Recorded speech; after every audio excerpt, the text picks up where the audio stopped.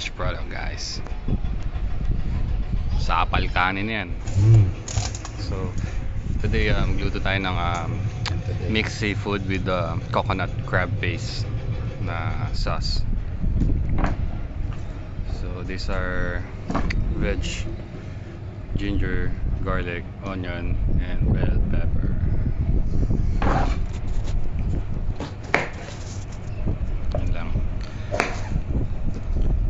Yan lang kukunin ko kasi masyadong malaki. Yung iba gagamitin ko na lang sa ibang luto, either mamaya o bukas. So ito lang gamitan yung half. Itong dish na to is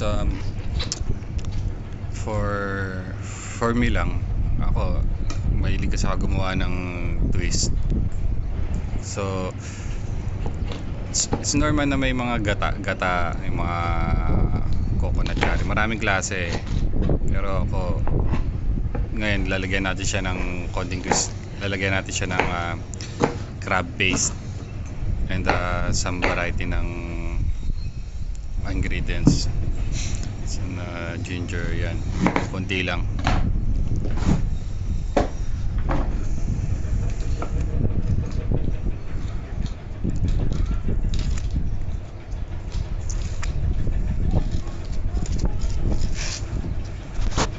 Scrape lang natin yung skin niya. Gamit yung edge ng knife para hindi siya ma-waste yung pagbalat mo ng yung pagpil mo dun sa ginger. So ganda tinidor, kutsara or knife. Dadaanan mo lang siya. Diba? Hindi masasayang yung ginger.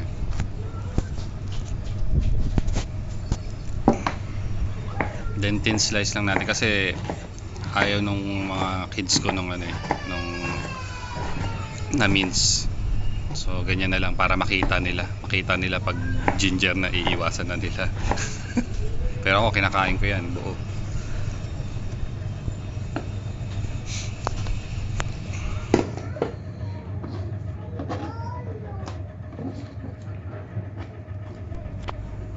So next, ito yung onion natin. Ganito ako mag-mince. Dulo-dulo muna tanggal, and then side. First skin tanggal. So madali siyang balatan. And then mag-angle tayo ng mga at least 300 degrees. Yan. Hindi mo siya totally babagsak yung blade. Para pag mince mo na siya, diretso na. Yan, ganyan yung tsura niya. Diba? Buo pa rin yung ilalim.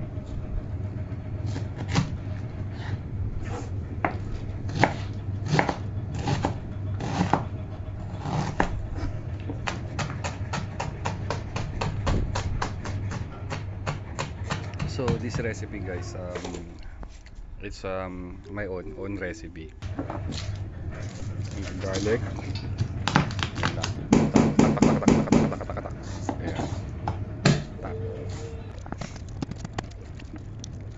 Pit muna siya bago ko siya hiwain. Itong crab natin, tanggalin lang natin yung sa ilalim, and then cut lang natin in half. Mahilig ako mag-stock ng mga seafood, and then wash ko lang siya, or pwede mong i-pre-boil na rin, then freeze mo siya.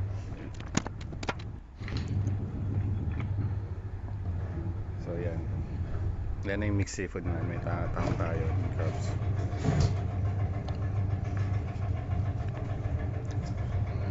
Sautay lang tayo ng garlic, ginger. Yung iba inuuna nila yung onion, and tama naman yun. Yung onion kasi matagal siya ma-fry, matagal siya maluto. So syempre mas flavor kasi mas ako magbulungbas yung bawang flavor bago yung si onion. Tama naman po yan, yung onion is nauuna talaga. Pero ang gusto mo talaga na roasted flavor ng bawang, unahin mo si bawang.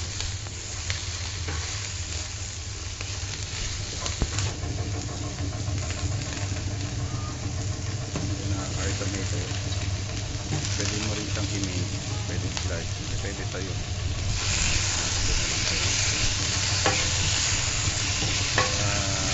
Isang trick guys para mas mabilis mag-dry out yung tomato. Lagyan na rin siya ng asin, salt, konti lang. Yung salt nag-help siya mag-release ng moisture ng tomato. Mabilis siya mag-dry out.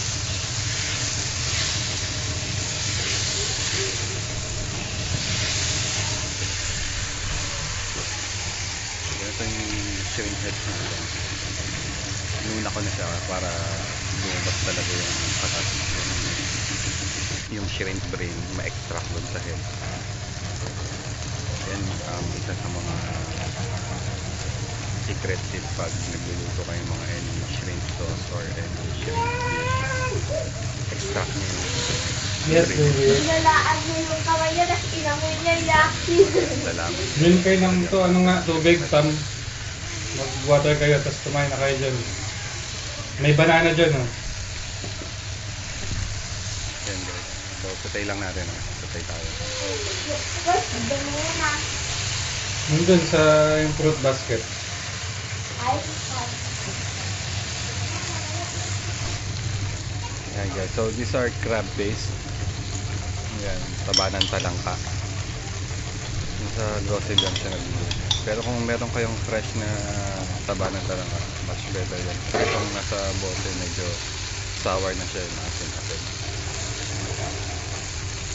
Para ma-preserve na rin nila yung taba. Pero gumamit kayo ng fresh, better. Patay lang natin yan. So yan na siya guys. Infuse lang natin yung shrimp brain, crab base, yan yung spice natin. So these are coconut milk and coconut cream. Yan, dalata na lang rin yung mahirap din kasi maghanap ng fresh na data dito sa Lugagas. Pero sa Pinas and other places, madali lang yan. Yan, and then after boiled, simmer lang natin yan para mag-infuse yung flavor. Yan. So, done na tayo sa simmering. Yan, lagay na natin yung seafood natin. Starting with the crabs and then yung mussels. Sabay-sabay na yan dyan.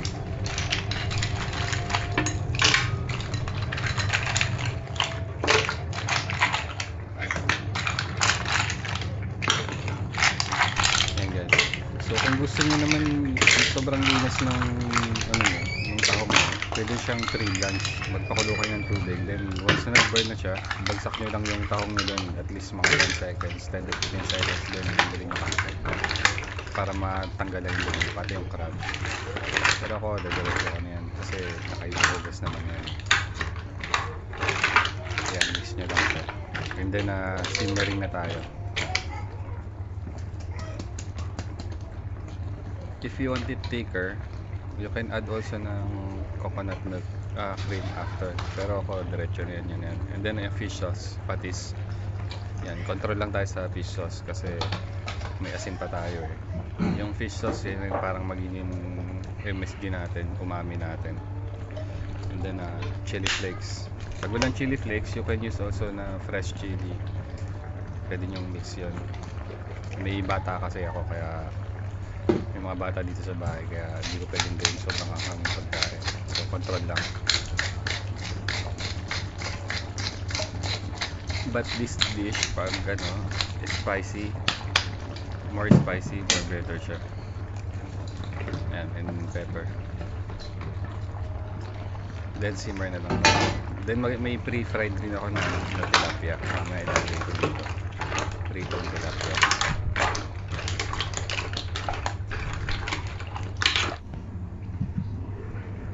Ayan, simmer natin. Yung shrimp. Yung iba pwede mo rin ihalo yung shrimp lastly kung gusto nyo parang half-cook lang yung malambot. Ako kasi syempre may mga bata kailangan ko talagang i-overcook ng konti yung mga mga pagkain sigurado. And then here's our carrots. Vegetables is optional. You can put anything you want. Pwede sitaw, pwede magdagdag ng kalabasa. Ito lang kasi yung veg sa fridge ko ngayon. So, yan yung idadagdag ko. Para may makain yung mga bata na dito. And here's our pre-fried na tilapia. I use the fried one kasi pag na-fry na yung tilapia, mas ano siya, mas strong yung, mas intact yung skin niya. Hindi siya madaling mag-break out. So that's one more tip pag may halo kayong fish sa anything with sauce, i-fry nyo muna siya. So yan na siya guys, simmer lang natin.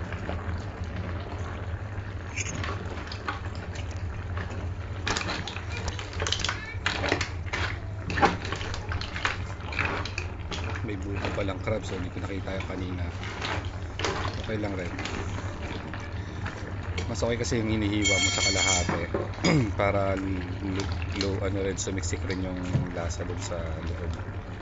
Tsaka lumasa rin siya sa sauce.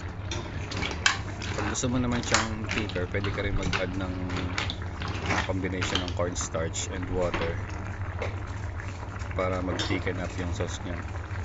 Yung asawa ko kasi ayaw nung malapot na sauce, so stay lang tayo sa malabnaw. And here's our sugar. Konting sugar lang. If you have honey, pwede ring honey. Brown sugar, it's okay. Walang problema lang. Ano lang, additional sweetness lang. So may ano tayo. May kick ng sweet, dito spicy, salty, and creamy. And here's our green peas.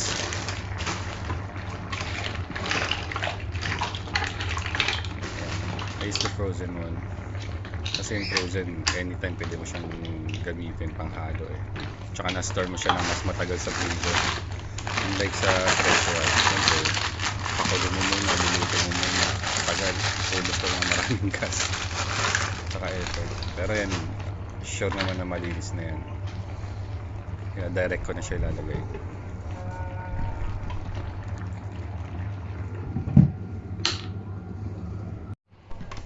So this is it guys, it's done. Ayan, konting tone na lang ng piece. Mamaya matanggal rin yung yellow niyan. But the dish is finished already. You can put it on the plate na.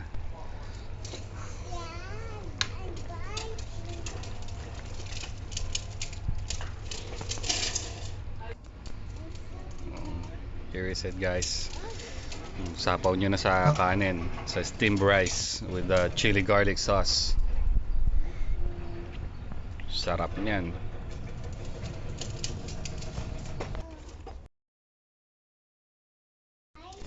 If you want to try this dish guys, or you made it already, just leave a comment from the comment section and give a feedback, so makita ko rin kung may gumawa sa inyo. Ayos na dish to. It's my own recipe, and hope na mabubus ko pa siya soon, matis ko pa. If you have any questions, you can also leave some questions on comment box, and masasagot ko yan within the day rin. So guys, try this one. It's a must try dish. Sarap.